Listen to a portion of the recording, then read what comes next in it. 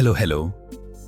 क्या आप तैयार हैं एक ऐसे दरवाजे को खोलने के लिए जिसके पीछे छिपकर कहानियां आपका इंतजार कर रही हैं?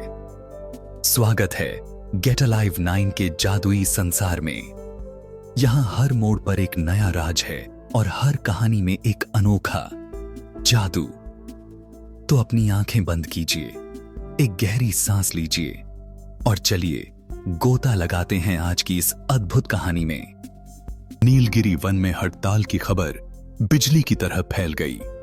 रानी मधुमक्खी ने घोषणा कर दी थी कि जब तक जंगल के बाकी जानवर फूलों के संरक्षण और मधुमक्खियों के श्रम का सम्मान नहीं करेंगे, तब तक एक बूंद शहद नहीं बनाया जाएगा। सभी मधुमक्खियां अपने पंख सिकोड़कर ऊंचे पेड़ों की खोह में जा बैठी थीं। जंगल का सबसे बड़ा शहद प्रेमी बबलू भालू भूख से बेहाल था।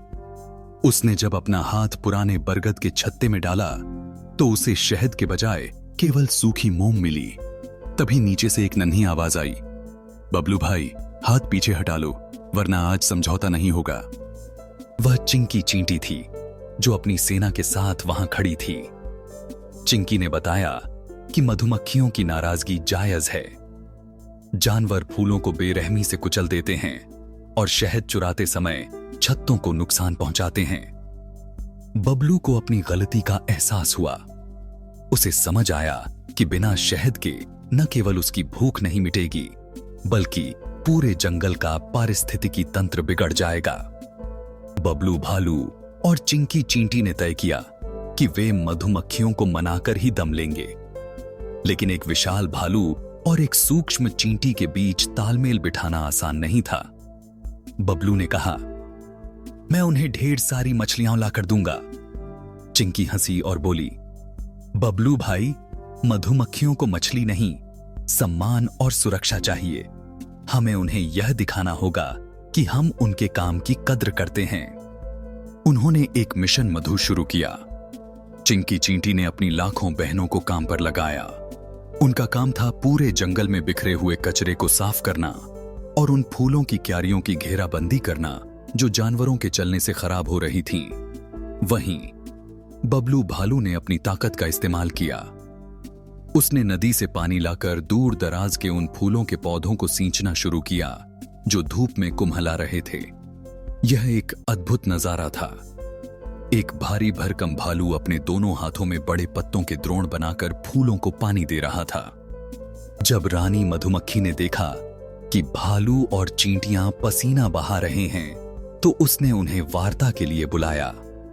बबलू और चिंकी पुराने ओक के पेड़ के पास पहुंचे। रानी मधुमक्खी ने कड़क कर कहा, तुम यह सब शहद के लालच में कर रहे हो। हमें कैसे पता चले कि शहद वापस आते ही तुम फिर से वही लापरवाही नहीं बरतोगे? चिंकी चींटी ने आगे बढ़कर कहा, महारानी, हमने केवल सफाई नहीं की है, हमने वन नियम बनाए हैं। अब से कोई भी जानवर फूलों के बाग में नहीं दौड़ेगा और बबलू भाई ने कसम खाई है कि वह केवल उतना ही शहद लेंगे जितना आप उन्हें उपहार स्वरूप देंगी। बबलू ने सिर झुकाकर माफी मांगी और कहा, मुझे समझ आ गया है कि आपके बिना यह जंगल बेजान है। हम केवल शहद नहीं मांग रहे, हम आपकी दोस्ती मांग रहे हैं। रानी मधुमक्खी फिर भी पूरी तरह संतुष्ट नहीं थी। उसने एक आखिरी परीक्षा ली। अगर तुम आज रात के भीतर उस पहाड़ी के पीछे वाले नीले लिली के फूलों को जंगली सुअरों के झुंड से बचा सके तो हम हड़ताल खत्म कर देंगे। जंगली सुअरों का झुंड अपनी आदतों से मजबूर होकर नीले लिली के मैदान को रौंदने के लिए तैयार था। बबलू भालू वहां दीवार बनकर खड़ा हो गया। उसने अपनी भयानक दहाड़ से सुअरों को डराने की कोशिश की, लेकिन सुअर बहुत ज्यादा थे। तभी चिंकी चींटी का कमाल शुरू हुआ।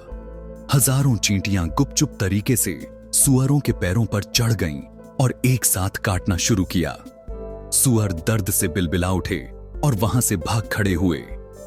बबलू और चिंकी की इस जुगलबंदी ने नीले लिली के दुर्लभ फूलों को बचा लिया।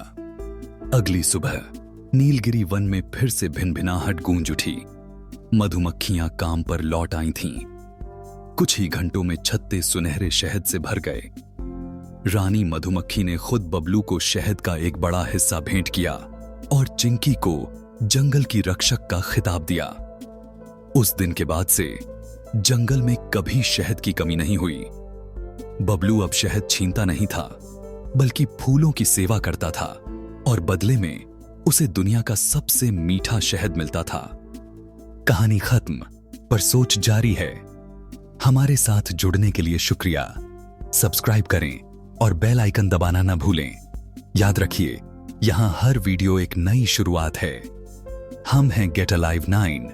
मुस्कुराते रहिए।